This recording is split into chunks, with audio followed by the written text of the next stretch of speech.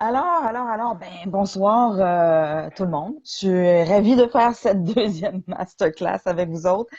Euh, J'avoue que ça a été un gros défi parce qu'il y a tellement de matériel, tellement de données à enregistrer, à étudier. Je pense que il aurait fallu que je prenne 2 mois à temps plein pour emmagasiner toute l'information que j'aurais voulu vous communiquer.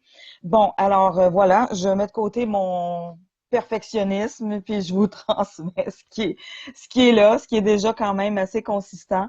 Euh, donc, le thème d'aujourd'hui, c'est les mythes et la réalité en lien avec la maladie, la santé, la longévité, donc l'espérance de vie.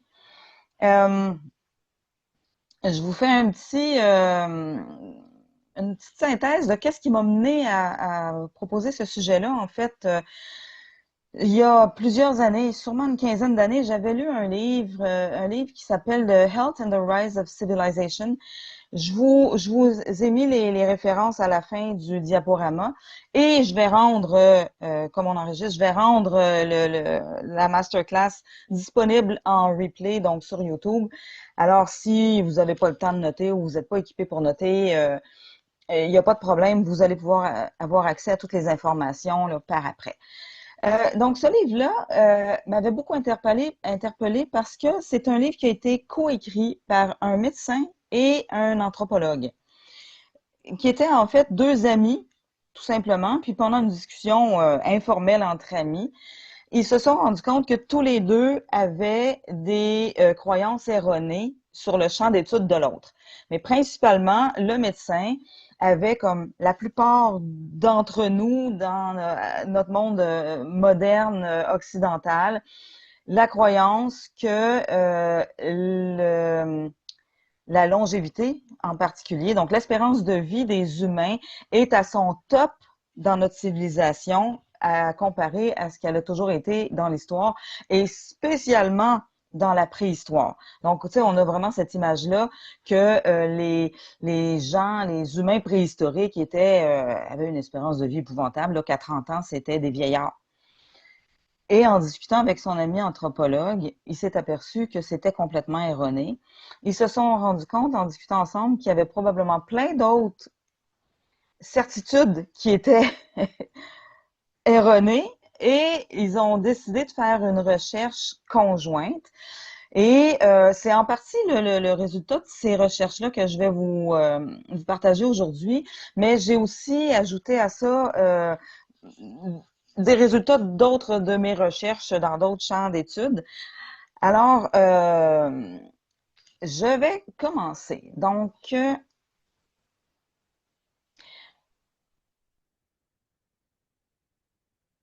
avant de commencer à vous donner des détails, j'ai préparé vraiment un survol des grandes périodes historiques et préhistoriques parce que c'est important de se mettre ça dans j'ai fait ça dans ma dernière masterclass aussi.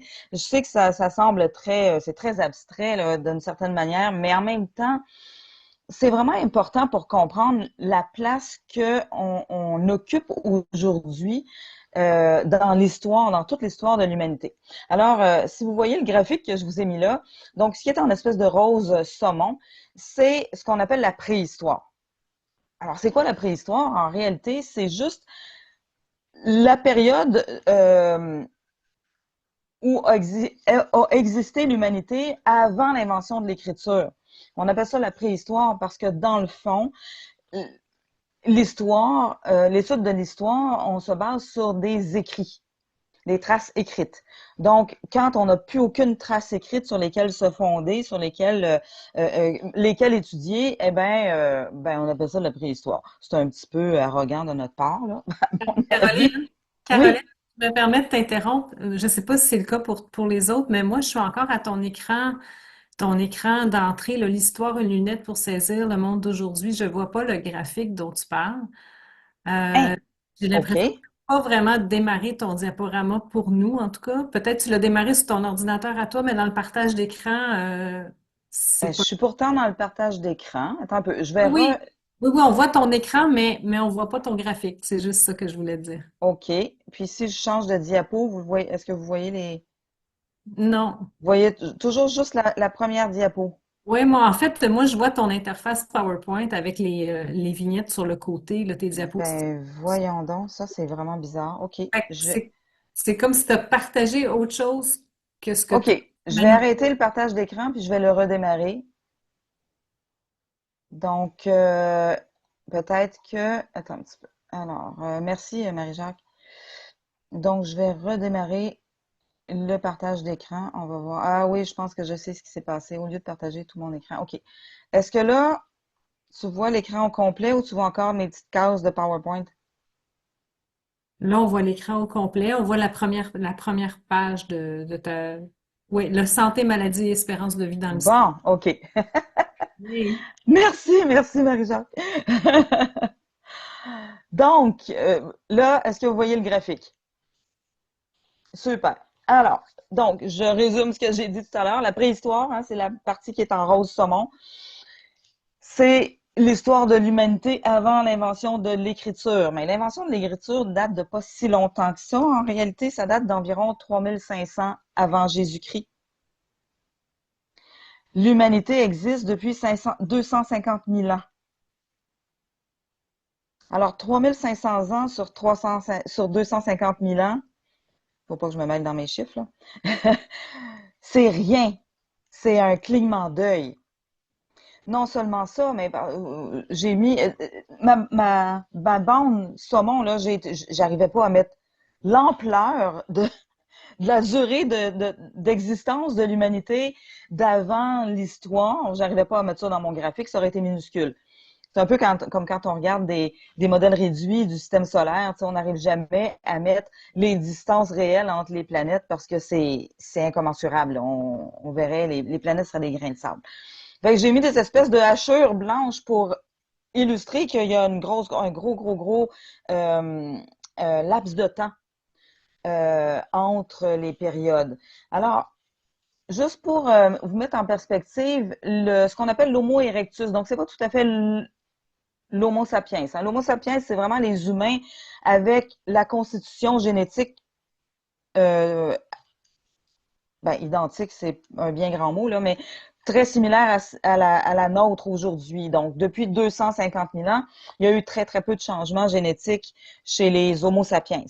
Mais les Homo erectus, donc à partir du moment où nos ancêtres à quatre pattes se sont mis debout, et ont maîtrisé le feu, l'utilisation du feu pour, entre autres, faire cuire les aliments.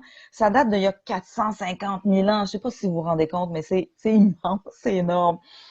Et c'est important de comprendre ça pour le sujet dont je vais vous parler ce soir. Là, je suis dans ce qu'on appelle la masterclass du mois dernier, puis celle d'aujourd'hui. C'est ce qu'on appelle l'histoire profonde, c'est-à-dire si on regarde les choses dans la perspective de toute l'histoire de l'humanité. Euh, c'est pas toujours absolument indispensable de faire ça, mais il y a des fois où ça nous montre vraiment qu'il y a des choses que si on regarde seulement à la loupe de 100 ans, 200 ans, même 1000 ans ou 2000 ans, il y a des choses qu'on ne peut pas voir. Alors, sur cet angle-là, donc,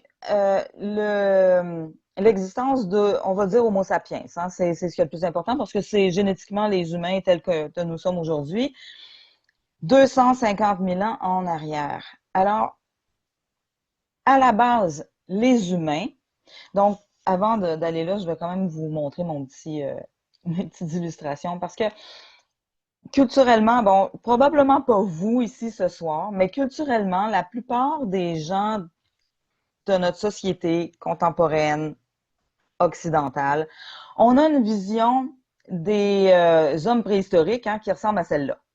Les humains primitifs, c'est des grosses bêtes brutales et avec un petit cerveau qui traînent leurs femmes sur leurs épaules puis la grosse massue pour tapocher ceux qui arrivent dans leur qui osent traverser leur chemin. Et les humains civilisés sont cette image qu'on a toute tous vu à l'école, dans nos cours d'histoire, je suis certaine que vous avez vu cette image-là bien des fois. Donc, de l'ancêtre qui ressemble au chimpanzé, on a commencé à se mettre debout et puis on est devenus les beaux humains magnifiques et très droits d'aujourd'hui. Bon, moi, je suis allée chercher une illustration qui, à mon avis, illustre de façon plus exacte ce qui s'est passé avec, oui, les humains ont commencé à se mettre debout, ont commencé à inventer aussi. On voit que les derniers humains sur la deuxième illustration ont commencé à être capables de fabriquer des outils. Et c'est vraiment une des choses qui nous distingue, nous les humains, de la plupart des animaux. On est capable de fabriquer des outils, des instruments pour prolonger nos capacités, les capacités de notre corps. Mais le dernier humain sur cette illustration-là, ben pour moi, c'est pas le dernier spécimen de l'évolution humaine. Ça ressemble beaucoup plus à ceci. N'est-ce pas? Et oui, c'est sûr que le personnage sur l'image qu'on voit, le dernier personnage, ben c'est un peu cocasse parce qu'on le voit en train de tenir dans ses mains de la malbouffe. Moi, ce que je veux vous illustrer ce soir, c'est que c'est la malbouffe contemporaine est seulement la dernière étape de la dégradation de la santé des humains depuis les débuts de la civilisation. Hein, c'est gros ce que je suis en train de vous dire là. Donc, depuis même plus loin, parce qu'on a regardé 3500 ans avant Jésus-Christ, l'invention de l'écriture, mais ça, c'est les débuts de la civilisation. Mais même avant ça, les humains ont commencé à se sédentariser avant d'inventer l'écriture. On peut retourner peut-être jusqu'à 10 000 ans en arrière par rapport à nous aujourd'hui. Donc, on va dire que à peu près depuis 10 000 ans, la santé des humains s'est dégradée. Wow! On a cette espèce de croyance que la civilisation a amélioré le, la qualité de vie des humains. Eh bien, c'est pas tout à fait le cas. Alors, je vais vous décrire quelle était la réalité de la santé dans la préhistoire. Puis, il y a quelqu'un à un moment donné qui m'a posé la question, mais comment on fait pour savoir s'il n'y avait pas d'écriture, il n'y a pas de traces écrites, il n'y a pas de registre de l'état de santé des gens? Comment on fait pour savoir? C'est une excellente question.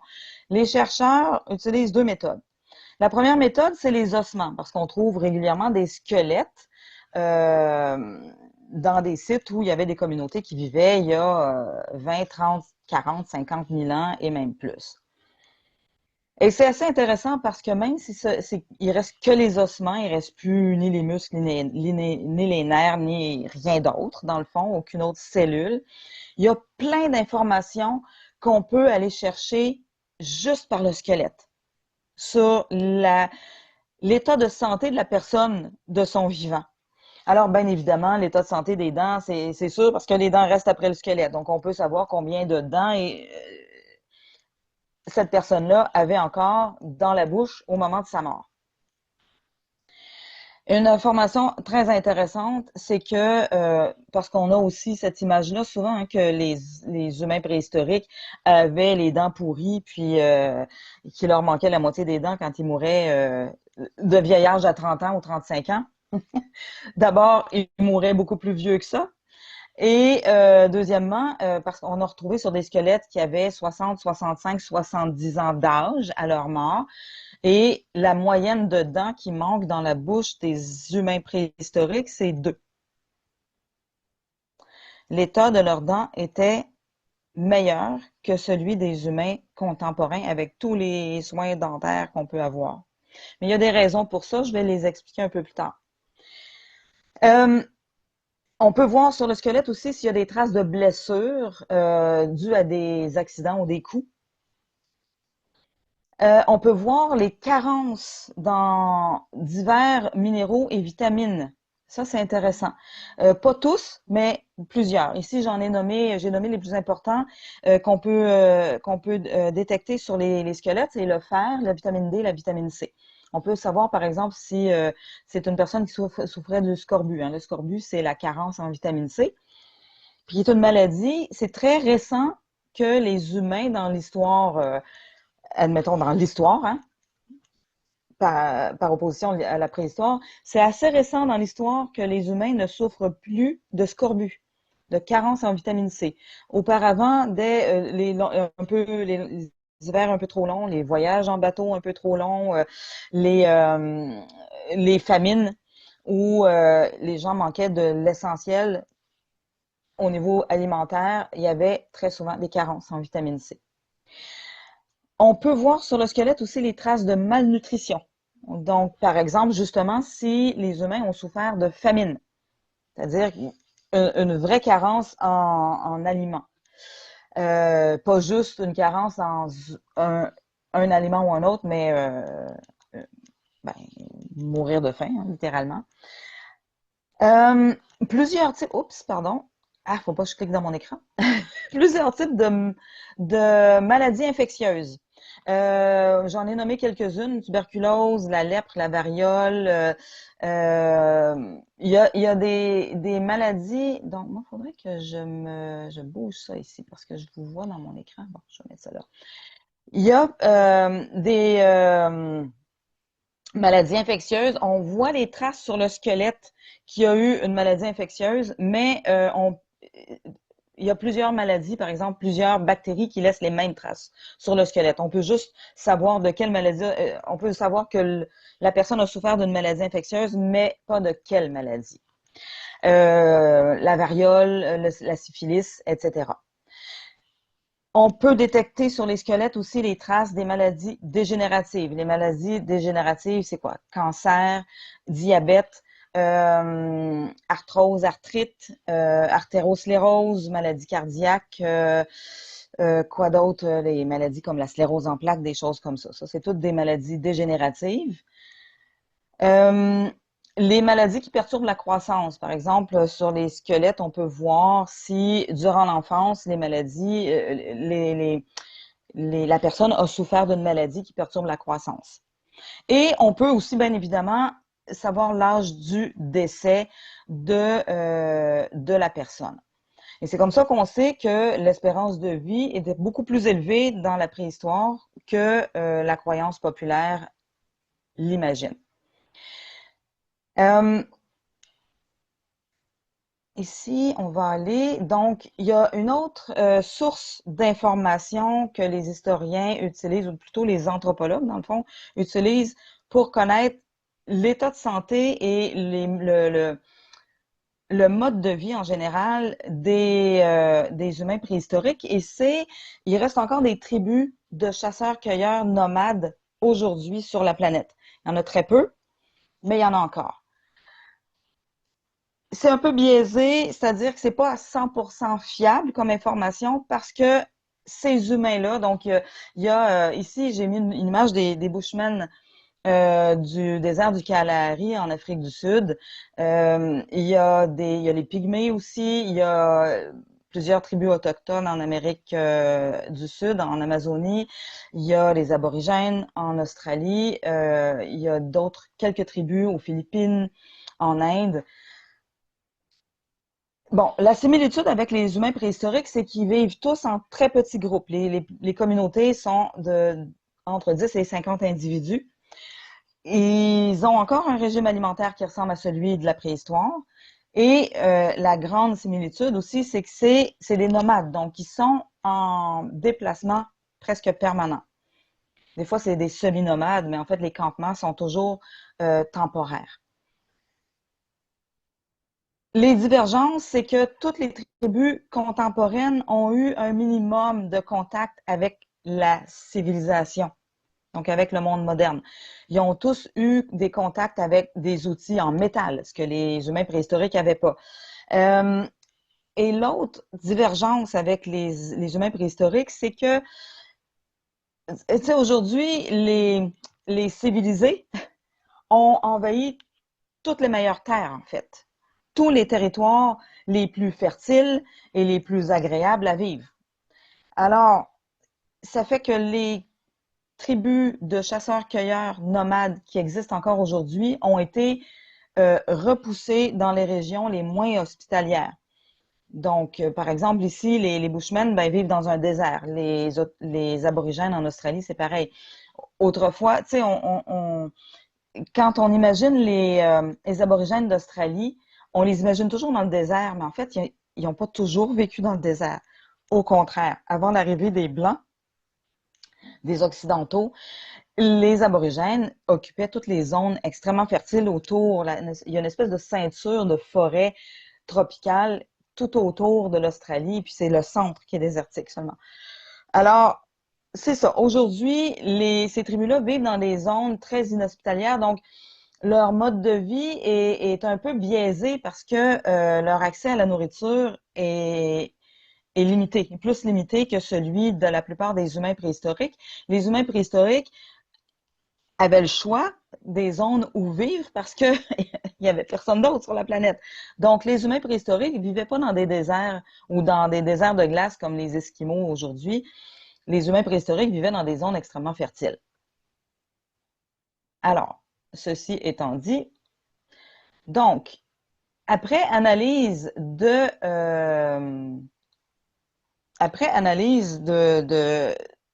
toutes les données, je vous ai pas mis toutes les données, toutes les façons de faire les recherches, etc., parce que c'est fastidieux puis c'est pas utile. Moi, je vous ai fait la synthèse. Après analyse des données sur les deux, donc les squelettes de la préhistoire et sur les tribus de chasseurs-cueilleurs contemporaines, il y a des constats qui sont assez généralisés. C'est que les maladies infectieuses étaient très rares et sont encore très rares chez les tribus nomades parce que la transmissibilité demande qu'on soit proches les uns des autres. C'est des toutes petites tribus qui ont très peu de contact avec l'extérieur. Alors, de ce fait, les maladies infectieuses se transmettent très peu. Et puis, parce que, en fait, un virus ou une bactérie doit être capable de survivre un minimum de temps en dehors d'un corps pour pouvoir se transmettre à un autre corps. Et si, par exemple, les 50 membres d'une tribu se sont transmis la maladie, ceux qui, on va en reparler un peu plus tard, mais c'est jamais tous les individus qui attrapent une maladie. Et ça, c'est vrai dans notre société contemporaine, moderne aussi. C'est jamais tous les individus qui tombent malades. On va voir un peu plus tard pourquoi. Quand ceux qui avaient attrapé la bactérie, par exemple, ou le virus, ont été malades, eh ben, la bactérie ou le virus a pu nulle part où aller parce que ces gens-là ont très peu de contacts, des contacts très rares avec d'autres individus ou d'autres tribus. Donc, ça fait qu'à l'époque préhistorique, les épidémies étaient pratiquement inexistantes. Pour avoir une épidémie, il faut qu'il y ait une vaste transmission.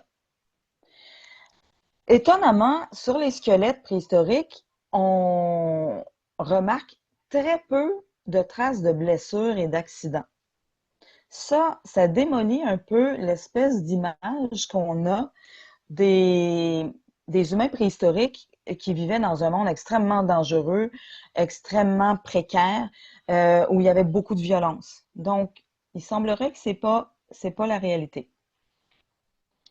Pratiquement aucune maladie dégénérative. Donc, cancer, arthrite, arthrose, on n'en trouve aucune trace sur les squelettes préhistoriques. La santé des dents, je vous en ai parlé tout à l'heure, donc meilleure même qu'aujourd'hui. La durée de vie moyenne est semblable à celle de notre époque en Occident, évidemment, hein, parce que dans les pays du tiers-monde, l'espérance de vie est moins grande que dans les pays industrialisés. Mais l'espérance de vie des humains préhistoriques était meilleure que celle de toutes les époques qui ont précédé le 20e siècle. Parce que, vous savez, quand on dit « Ah, l'espérance de vie aujourd'hui est meilleure qu'elle n'a jamais été », en fait, on se compare avec les quelques siècles qui ont précédé le nôtre. Bon, mais on est déjà rendu dans le 21e siècle, mais au tout début. Donc, moi, je considère que les 100 dernières années, c'est le dernier siècle. Et c'est seulement à partir du début du 20e siècle que l'espérance de vie a commencé à augmenter depuis plusieurs centaines d'années. Alors, on se compare avec les derniers siècles au lieu de se comparer avec toute l'histoire de l'humanité. Et mortalité infantile était beaucoup plus faible que celle des sociétés d'agriculteurs. Donc, il y a seulement notre époque aujourd'hui où la mortalité infantile est redevenue plus faible que dans les millénaires de sédentarisation puis d'agriculture. Quand même intéressant, hein? Je sais pas vous, là, mais moi je trouve ça assez fascinant parce que ça démolit un paquet de croyances qu'on a sur. Tu sais, je sais pas si vous êtes comme moi, si vous avez vu le film La guerre du feu, où c'est un film qui est très biaisé par rapport à la vie préhistorique, où il y a des dangers, puis des attaques par d'autres tribus, puis des attaques par des tribus cannibales à tous les détours là, de de leur vie. Et ça, c'est pas une réalité. Des attaques par des grands prédateurs, c'était très rare. Je dis pas que ça n'existe pas, hein. Entendez-moi bien, là. Je suis pas en train de dire que ça n'existait pas. Je suis en train de dire que c'était beaucoup plus rare que ce que on nous a fait croire. Ici, j'ai mis une image, donc c'est vraiment tu sais, l'espèce de préjugé sur la préhistoire, que c'était que les tribus se battaient, étaient en guerre constante les unes avec les autres. Et c'est faux. En fait, la réalité, c'est que dans la préhistoire, c'était la coopération qui primait. Encore une fois, je suis pas en train de dire qu'il y avait jamais de bagarre entre les tribus, mais c'était très rare. On a trouvé très, très peu de traces de blessures dues à des coups reçus. Donc, on peut le savoir, un coup reçu par une massue ou une blessure faite par une lance ou par une flèche, euh, ça laisse des traces sur un squelette. Et on en a trouvé très, très peu. Donc, c'est des gens qui pratiquaient d'abord les tribus. En fait, normalement, les guerres sont issues des luttes pour les territoires ou pour les ressources. Et ben, ces gens-là vivaient en très petites tribus avec des très grandes distances entre les tribus. Il n'y avait pas de lutte pour les ressources. En fait, ils préféraient de beaucoup le troc et les échanges. Les rares fois où ils se rencontraient, ils pouvaient se rencontrer une ou deux fois par année entre tribus, et c'était vraiment pour faire du troc et des échanges. Et entre autres, des échanges pour les mariages, pour éviter la consanguinité dans les tribus. Alors, au niveau du régime alimentaire, ça ressemble à quoi le régime alimentaire des humains préhistoriques? Ben, vous avez peut-être déjà entendu parler, c'est très à la mode depuis quelques années, le fameux régime paléolithique. Ben, en fait, c'est pas complètement imbécile comme mode parce que c'est fondé sur le régime alimentaire des humains avant la civilisation, avant la sédentarisation. Et normalement, les humains, on est fait pour être nomades. On est fait pour bouger. On est fait pour cueillir, n'est-ce pas? On est fait pour chasser, pêcher. Et donc, je vous ai mis une image d'un peu la palette d'aliments que les chasseurs-cueilleurs traditionnellement mangeaient et mangent encore chez les tribus dont je vous ai parlé. Alors, beaucoup d'herbes de toutes sortes, donc des aromates, mais des herbes, des feuillages, des graines, des petits fruits, des racines, des champignons et bon, beaucoup de coquillages, mollusques, poissons et de la viande, des noix aussi. Ça, c'est le régime alimentaire qui a été le nôtre pendant des centaines de milliers d'années. Donc, des aliments qui sont pas transformés par l'agriculture et peu transformés par les préparations. Donc, il n'y a pas, tu sais, d'agents de conservation puis de trucs comme ça. Les, euh, les humains nomades conservaient très peu les aliments parce qu'il faut les transporter s'ils sont conservés. Donc, c'est encombrant et embarrassant. Les humains ont commencé à développer des méthodes de conservation seulement à partir du moment où ils ont commencé à être sédentaires. Donc, très peu de préparation, à part un peu de cuisson. Une grande variété d'aliments. Alors, on s'imagine que, je ne sais pas si vous avez cette croyance-là, mais je sais que c'est assez répandu, la croyance que l'agriculture a préservé les humains de famines fréquentes. En fait, c'est pas le cas. Parce que les humains d'avant l'agriculture souffraient très rarement ou pratiquement jamais de famine, parce que même quand il y avait des années de sécheresse eh ben, dans la nature étant très, très bien faite, dans la nature, il y a toujours des aliments, en fait, toujours des plantes et des animaux qui survivent à différents types de climats. Donc, il y a des plantes qui prolifèrent beaucoup quand il y a trop d'eau, et il y a des plantes qui prolifèrent très, très bien quand il n'y a pas assez d'eau. Et comme les humains avaient un très vaste éventail d'aliments, eh bien, en fait, il y avait toujours de quoi manger. Toujours de quoi manger.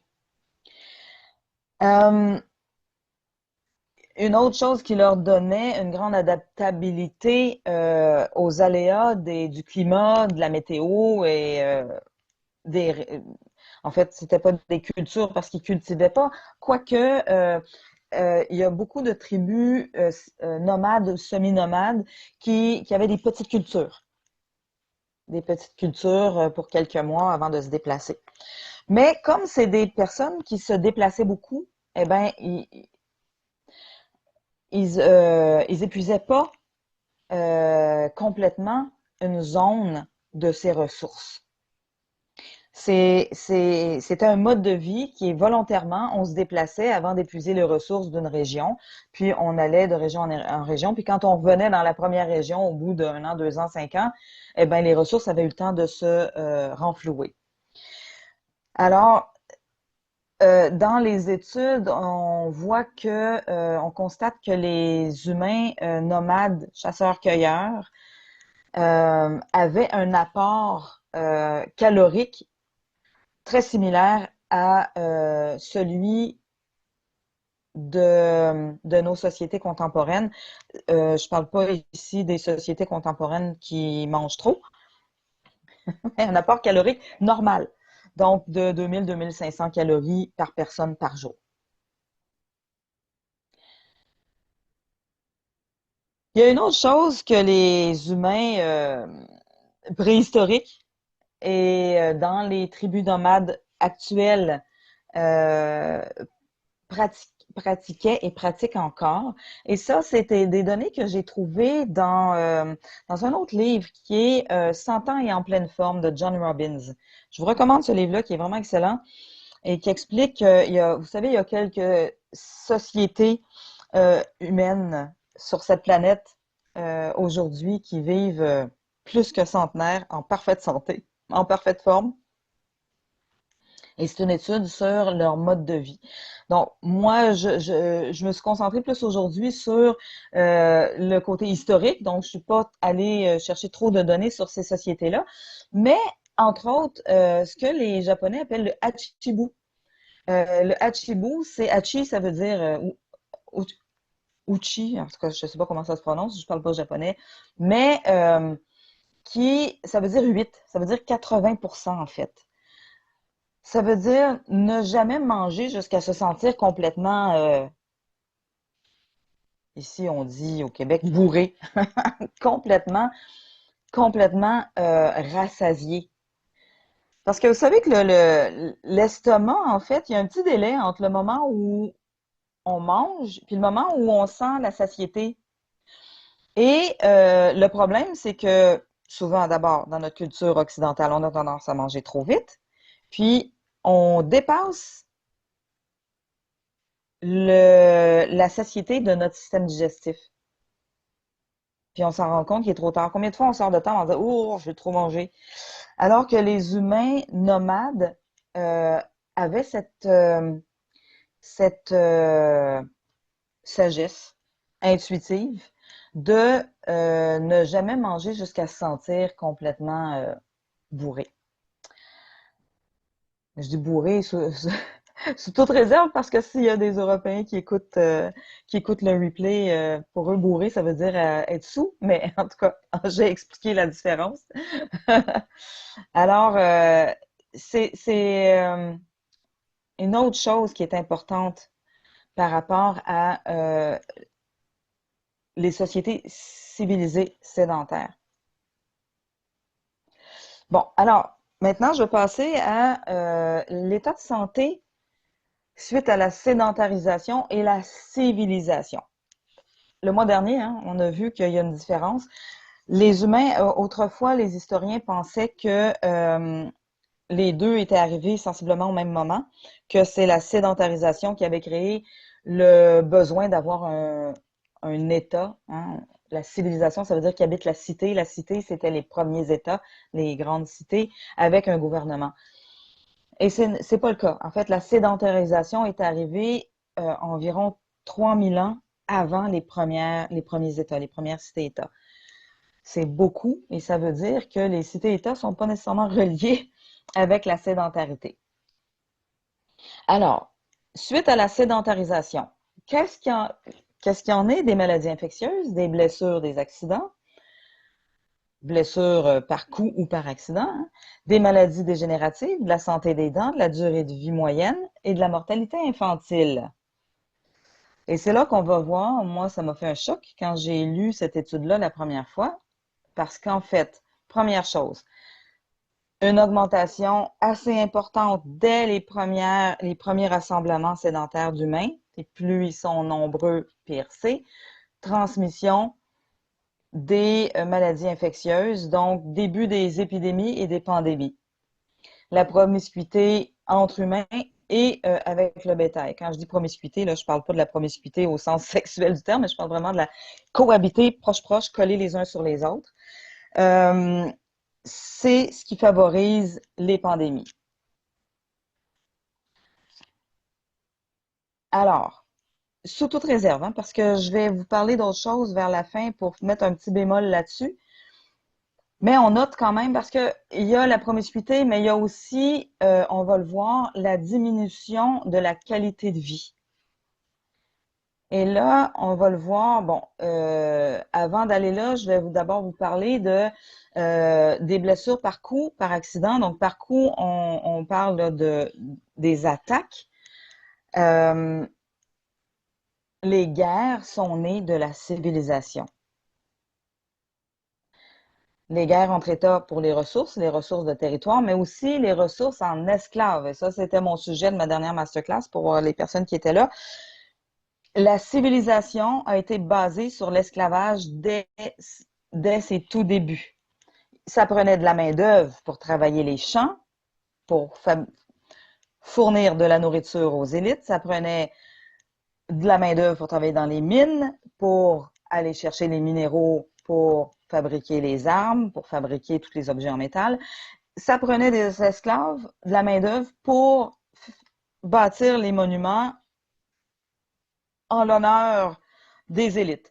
Donc, en fait, les civilisations, les États ont été fondés sur l'esclavage. Les guerres étaient principalement des guerres pour capturer les esclaves. Alors, les morts par coups, blessures occasionnées par des armes, ont augmenté en flèche à partir du moment où les gens se sont sédentarisés et civilisés. C'est beau la civilisation, n'est-ce pas? Une autre chose qui est super importante, c'est l'appauvrissement de l'apport nutritif. Moi, ça aussi, ça m'a vraiment débobiné parce que moi, j'avais appris depuis, ça fait presque 35 ans que je suis végétarienne. Et puis, j'avais appris que si tu manges des céréales et des légumineuses, il n'y a pas de problème, tu manqueras de rien. Eh ben, c'est pas tout à fait vrai parce que la céréale, en fait, son avantage, c'est que ça apporte un grand apport calorique, mais calorique ne veut pas nécessairement dire nutriments.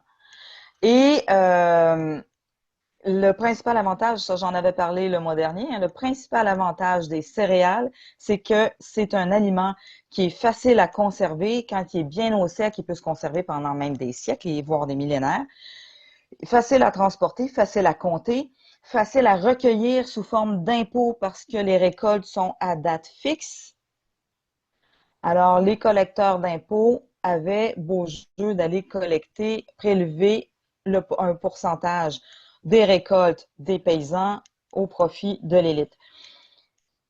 Alors, la céréale, oui, a permis aux gens de se sentir plus nourris, de se sentir plus, encore une fois, bourrés, remplis, mais à quel prix? Au prix de carences alimentaires, au prix d'une moins bonne santé des dents aussi, parce que c'est des aliments qui sont plus mous.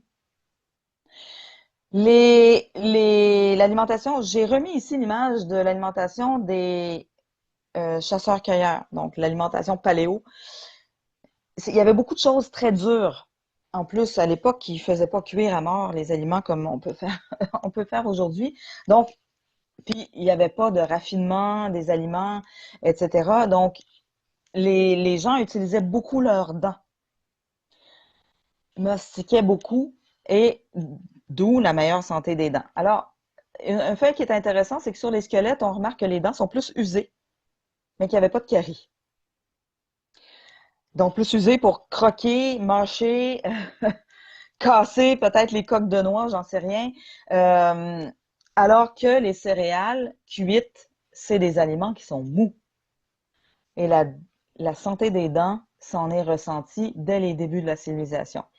Et aussi les maladies dégénératives.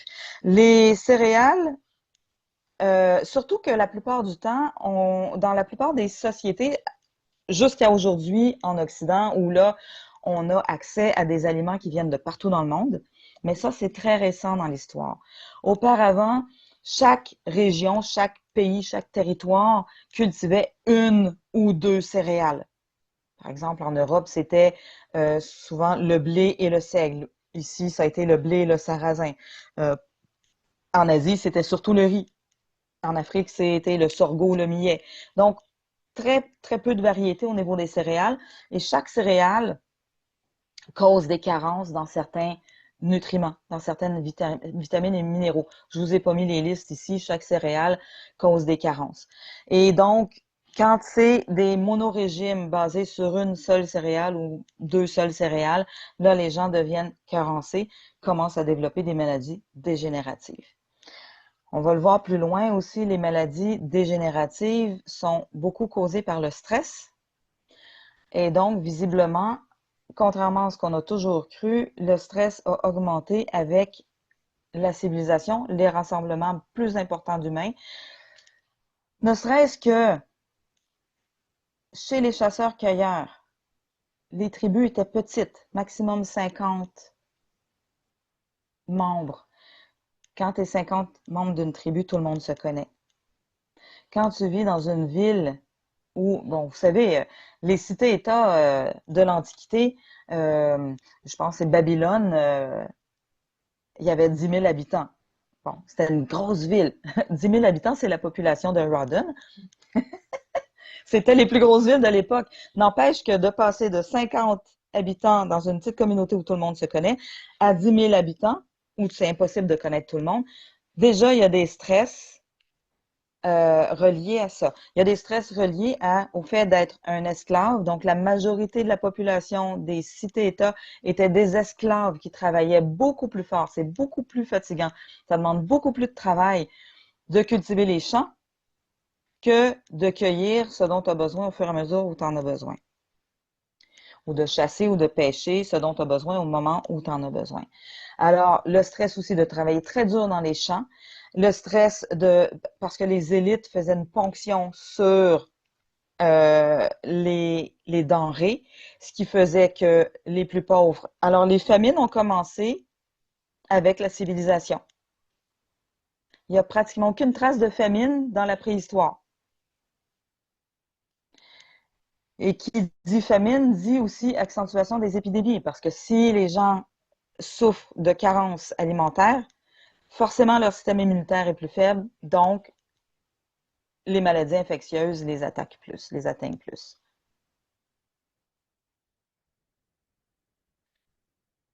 Une autre source d'appauvrissement de l'apport nutritif causée par la sédentarisation, eh bien, c'est l'appauvrissement des sols causé par la monoculture, les cultures intensives, les monocultures, donc ça appauvrit les sols, parce que la sédentarisation, ben, on cultive toujours les mêmes terrains.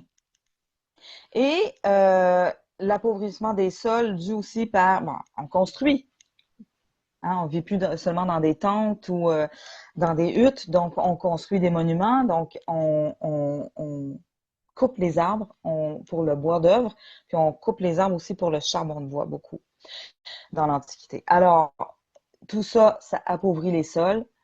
Sol appauvri dit aussi, ben, les cultures deviennent de moins en moins riches en nutriments.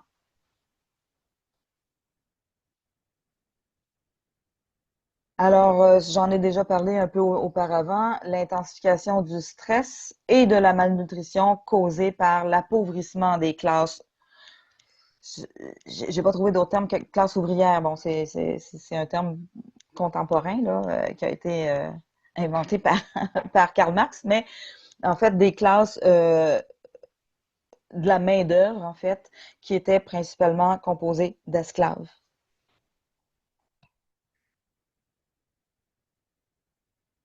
Oups, c'est allé un petit peu trop vite. Donc, maladie dégénérative aussi causée par le manque d'exercice. Bon, c'est un petit peu humoristique l'image que j'ai mise là, mais les humains chasseurs-cueilleurs nomades étaient en mouvement en permanence.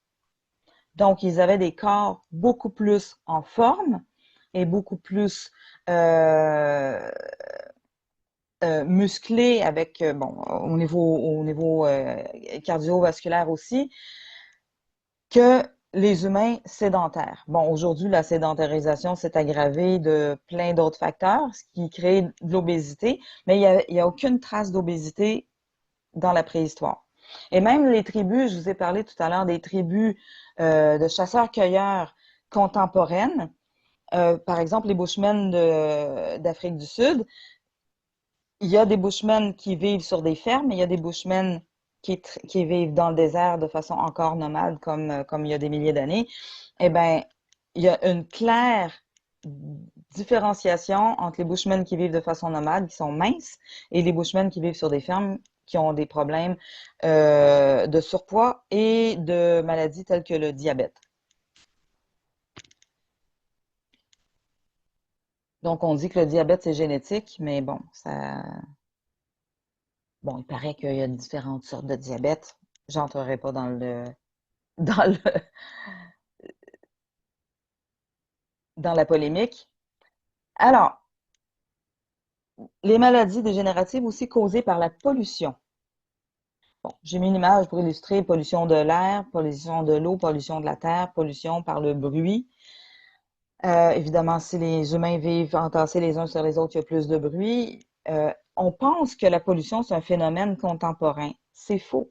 Il y a des traces de pollution qui datent de l'Antiquité. Par exemple, dans la Rome antique, il y a eu un très sévère problème de stérilité chez les gens de la haute, chez les nobles, causé parce que à Rome, dans l'Antiquité, il y avait déjà de la plomberie, des canalisations pour de l'eau courante. C'est pas pour rien qu'il y a des grands aqueducs. J'aurais pu mettre une image d'un aqueduc. Il y a encore un magnifique aqueduc romain dans le sud de la France qui s'appelle le Pont du Gard. Donc, les Romains avaient construit des aqueducs et des canalisations et de l'eau courante dans les maisons des personnes les plus riches. Eh bien, les canalisations étaient faites en plomb. Et le plomb est toxique et cause, un des effets toxiques du plomb, c'est la stérilité. Ce qui faisait que les élites romaines avaient de moins en moins d'enfants et se sont mises à adopter. C'est pour ça qu'il y a eu beaucoup d'adoptions d'esclaves. Donc, les esclaves qui étaient proches de la famille finissaient par créer des liens. Il y a beaucoup de nobles romains qui ont affranchi un esclave, puis qui l'ont adopté comme un fils ou une fille, puis qui en ont fait leur héritier. Donc, la pollution, par exemple, apparemment que la ville, dans l'Antiquité, on utilisait aussi beaucoup des teintures faites à partir de végétaux ou de minéraux pour teindre les vêtements, par exemple, qui étaient très toxiques. Et bon, ces teintures-là, les déchets des teintures, les restes des teintures s'en allaient dans les eaux courantes, dans les rivières, et c'était extrêmement polluant. Apparemment que la ville, ben, à l'époque, c'était Lutèce. Hein, tout le monde qui a lu Astérix doit connaître Lutèce. Donc, c'était l'ancêtre, la ville ancêtre de la ville de Paris actuelle. Et vous savez, Paris, le centre de Paris, c'est deux îles. Et tout le pourtour des deux îles de Lutèce était complètement pollué par les teintures. Donc, la pollution existe depuis l'Antiquité. Et la pollution est aussi une des causes de maladies dégénératives. Alors, évidemment, là, j'ai même pas parlé de la cause la plus récente de pollution, qui est la pollution électromagnétique, et qui est une source de pollution très contemporaine, qui n'existait pas auparavant. Donc, ça fait que s'accroître, en fait. Hein. Tous les facteurs qui causent des maladies dégénératives ne font que s'accroître. Euh, La mortalité infantile a augmenté aussi de façon significative à partir de la sédentarisation. Et on pense que c'est dû, entre autres, avec l'appauvrissement des nutriments. Parce que, ben évidemment, le lait maternel en était plus pauvre. Et puis, aussi, les conditions de vie moins saines. Par exemple, l'entassement des humains, surtout dans les classes pauvres, les humains entassés les uns sur les autres avec une mauvaise alimentation causait beaucoup plus de mortalité infantile. Ce qui est étonnant, c'est que le régime alimentaire basé sur les céréales, qui a débuté avec la sédentarisation, c'est un régime alimentaire qui augmente la fertilité, augmente la mortalité infantile, mais augmente aussi la fertilité. Donc, c'est comme si ça compense. Alors, on ne voit pas trop l'augmentation de la mortalité infantile puisque la population augmente. Mais il y a très certainement quelque chose en lien avec le fait que la fertilité des humains, mais des animaux aussi, est directement en lien avec la disponibilité de la nourriture. Donc, les corps ne fabriquent, par exemple, dans les périodes de sécheresse, les tribus nomades, les femmes deviennent, ça s'appelle comment la condition qui fait qu'on arrête d'avoir des menstruations, c'est la aménorrhée, je pense. Hein, c'est ça. Les femmes arrêtent d'avoir des menstruations dans les périodes de où il y a moins, la nourriture est moins disponible. Donc, c'est naturellement le corps devient moins fertile quand il y a moins de nourriture disponible, ce qui est intelligent dans la nature. Hein. Mais quand on commence à fabriquer beaucoup, beaucoup, beaucoup de nourriture, eh ben, c'est sûr qu'on se met à fabriquer beaucoup, beaucoup plus de fertilité, je vais le dire comme ça. On peut fabriquer plus de bébés puisqu'il y a plus de nourriture pour les nourrir. Bon, bref, avec tout ça, hein, on en revient à mon illustration de départ. Euh, les conditions des humains ne se sont pas améliorées avec la sédentarisation, avec la plus grande disponibilité de nourriture. C'est l'inverse. C'est l'inverse. Bon. Est-ce que... ici, je vais faire un petit aparté parce que j'ai envie de vous parler aussi de... parce que là, j'ai parlé des causes extérieures, de maladies infectieuses, maladies dégénératives, etc. Tout ça, ça ne prend pas en compte les découvertes de, si vous me connaissez, vous connaissez, vous savez que je fais des conférences sur la médecine du docteur Hammer, donc la médecine nouvelle germanique, qui est aussi appelée la biologie totale ou le décotage biologique des maladies. Euh, Ici, j'ai mes deux livres qui ont été écrits pour expliquer cette médecine-là. Je rentrerai pas, je ferai pas une conférence sur la médecine de Hammer ce soir parce que c'est une conférence qui me prend 1 heure et demie au moins à elle tout seule. Mais j'ai mis deux références de livres sur le sujet. Christian Flech était un élève du docteur Hammer. Donc, le docteur Hammer, en fait, pour synthétiser très rapidement, c'est un médecin allemand qui, au début des années 80, suite à une tragédie familiale, a découvert qu'en fait, la majorité des maladies, si c'est pas toutes les maladies, ont pour cause principale un stress, un choc émotionnel. Alors, là, j'en reviens à mes nomades et mes sédentaires. En fait, les nomades mouraient beaucoup moins de maladies infectieuses, de maladies dégénératives, beaucoup moins de mortalité infantile, etc.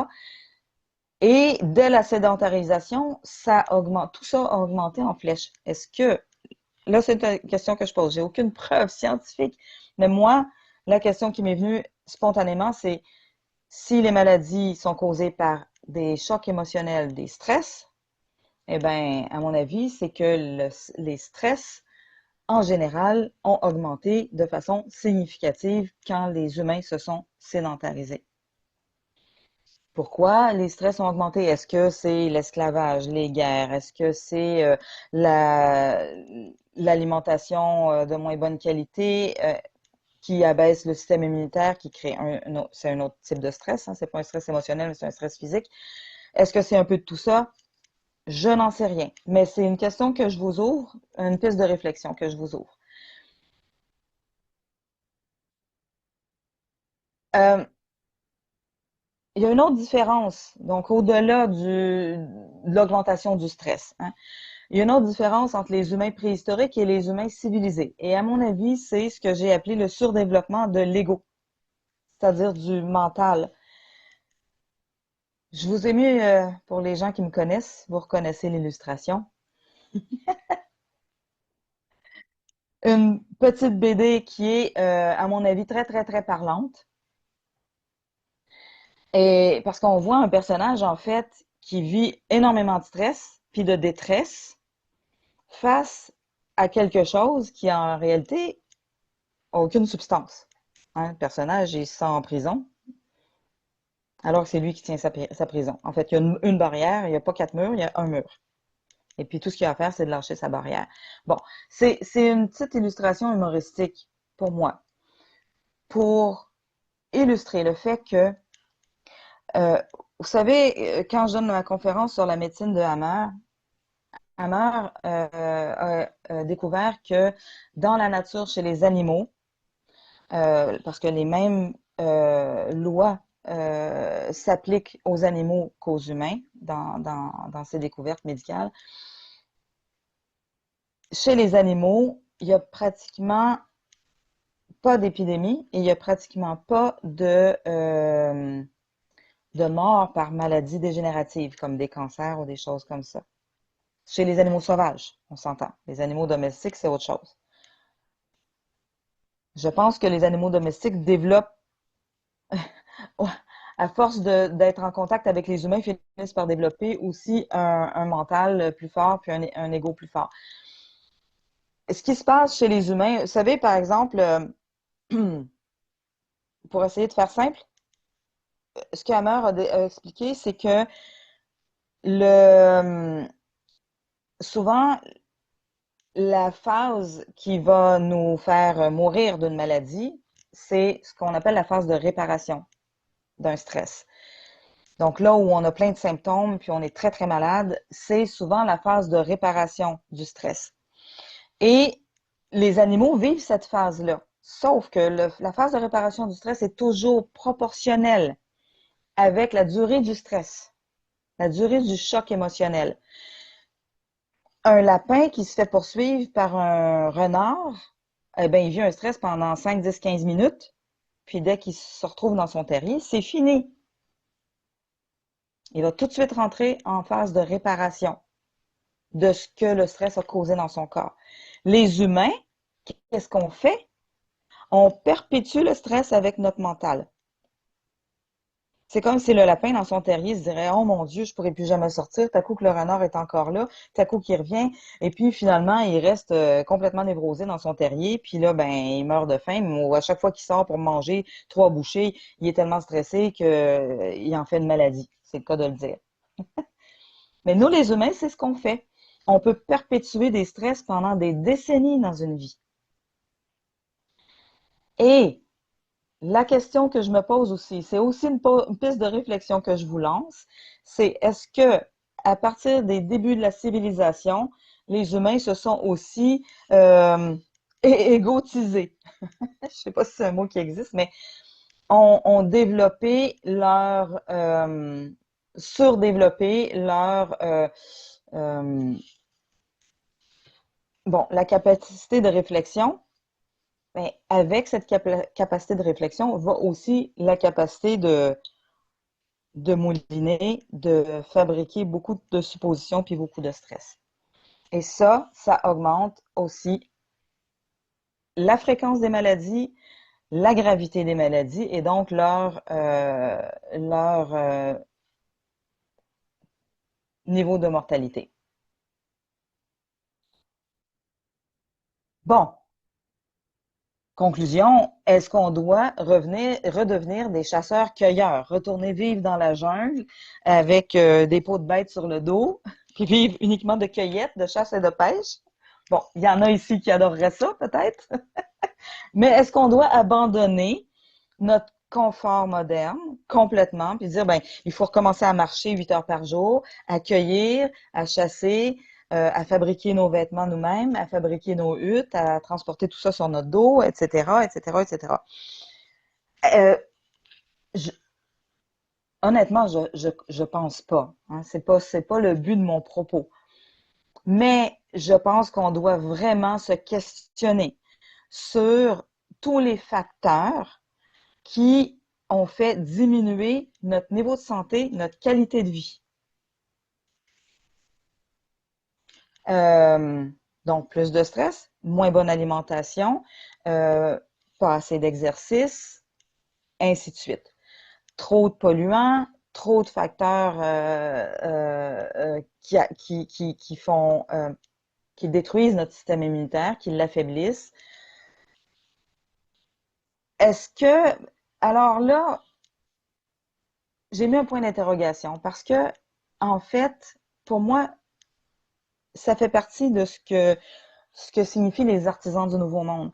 On a besoin de créer un nouveau monde complètement différent. Pas juste améliorer les choses, pas juste euh, éliminer la corruption, parce que tout notre, tout notre mode de vie est toxique, mais depuis des milliers d'années. Et la toxicité ne fait que s'accentuer. Alors, on a besoin de revenir aux bases de qu'est-ce qui va nous apporter une vie saine. Donc, des aliments pleinement nutritifs, le moins transformés possible, plus d'exercice physique, dit celle qui passe ses journées à l'ordinateur. je, je me lance le défi à moi aussi, hein, parce que on est tellement, mais ça fait des générations, ça fait des milliers d'années qu'on est habitué à faire une vie qui ne nous convient pas, qui ne convient pas à notre nature. Alors, ben, j'ai envie de vous laisser sur cette citation magnifique que j'aime beaucoup de Peter Drucker, qui est la meilleure façon de prédire l'avenir est de le créer. On a besoin d'un avenir différent, mais complètement différent. On a besoin de revenir à des bases saines. À mon avis, les fondements d'une vie saine sont ceux qui étaient indispensables aux humains pendant les premiers 400 000 ans de leur existence. Et on a besoin de les réinventer, ces fondements-là, de les adapter à notre conscience actuelle, à nos technologies. On n'a pas besoin peut-être de jeter par-dessus bord toutes les technologies. On n'a peut-être pas besoin de jeter le bébé avec l'eau du bain, mais par contre, on a besoin de faire des changements radicaux. Je vous ai mis ici les trois principales sources d'informations sur lesquelles je me suis basée pour la conférence de ce soir. Donc, Health and the Rise of Civilization, qui a été écrit par l'anthropologue dont je vous parlais au tout début. James C. Scott, Homo Domesticus, c'est le même livre sur lequel je me suis basée pour la conférence du mois dernier. Parce qu'il parlait d'alimentation dans ce livre-là aussi, donc j'ai combiné avec l'étude de Cohen. John Robbins, 100 ans et en pleine forme, qui est un très, très, très, très précieux résultat de recherche sur les sociétés qui vivent en parfaite santé sur cette planète encore aujourd'hui, qui vivent plus que centenaires, et quels sont leurs secrets. Bon, ça pourrait être éventuellement le sujet d'une autre masterclass. Je peux vous dire quand même que les fondements sont évidemment une alimentation à 80% environ végétale et peu de produits animaux, un peu de poisson, un peu de viande, un peu d'œufs, mais pas en quantité astronomique comme culturellement on en est venu à consommer, quoique, bon, la plupart des gens qui font du cheminement ont beaucoup diminué leur quantité de produits animaux. Mais les chasseurs-cueilleurs mangeaient et mangent encore de la viande, du poisson, des mollusques et des œufs. Et un autre facteur, c'est évidemment bouger beaucoup. Donc, on en revient encore avec le mode de vie des chasseurs-cueilleurs. Un autre facteur dont John Robbins parle, c'est le sentiment de communauté. Le sentiment de faire partie d'une communauté et et que tous les membres de la communauté prennent soin de tous ses membres. Donc, le sentiment d'être important pour la communauté et de savoir que si on a besoin d'aide, il y a toujours quelqu'un qui va être là pour nous. Et ça, c'est quelque chose qui s'est beaucoup, beaucoup, beaucoup dégradé dans nos sociétés occidentales. Chez les citadins, c'est encore pire. On commence à recréer un sentiment de communauté, surtout dans les groupes depuis le COVID. Donc, les groupes comme les créateurs du Nouveau Monde dans les Laurentides, nous, les artisans du Nouveau Monde ici, il y a plein d'autres groupes extraordinaires pour rassembler les gens, pour créer un sentiment de communauté, mais ça fait partie des fondements indispensables pour vivre le plus vieux possible et surtout en bonne santé et en pleine forme. Parce que vivre vieux mais malade pendant 40 ans, c'est pas intéressant du tout. Et un autre des facteurs dont John Robbins parle, qui est commun à toutes les sociétés où il y a des gens qui vivent centenaires et en pleine forme, c'est une vision différente du vieillissement. C'est des cultures où les gens, ils sont fiers de vieillir. Si on leur dit qu'ils ont l'air jeunes, ça les insulte. Pour eux, c'est une fierté de vieillir. C'est une fierté même qu'ils ont tendance à se vieillir, à dire j'ai 115 ans alors qu'ils n'en ont que 109. C'est c'est un peu cocasse parce que c'est à l'envers de notre culture, mais c'est quand même, à mon avis, beaucoup plus sain que de vouloir avoir l'air de 20 ans jusqu'à 90 ans puis de se faire chirurgiquer des pieds à la tête parce qu'on a peur de vieillir, qu'on a peur des marques de vieillissement. Alors voilà, c'était ma conférence d'aujourd'hui. Ben merci infiniment de votre présence et puis ben peut-être à la prochaine masterclass, mais en tout cas ou à un autre moment ou à un autre endroit, on va se recroiser, c'est sûr, sûr. Vous êtes toutes des personnes que je connais bien. C'est pour moi un pur bonheur, même si je vis beaucoup de c'est pas du stress avant de préparation, c'est intensif pour moi de préparer un Zoom comme ça parce que il y a je veux être sûre de pas dire de bêtises. J'ai vraiment besoin de me documenter puis de rafraîchir ma documentation, même si j'ai des livres que j'ai déjà lus. J'ai besoin de les potasser là, parce que j'ai vraiment à cœur de vous donner des informations justes. Alors, c'est beaucoup de préparatifs, mais en même temps, ça me passionne. Donc, merci d'être là pour recevoir le partage.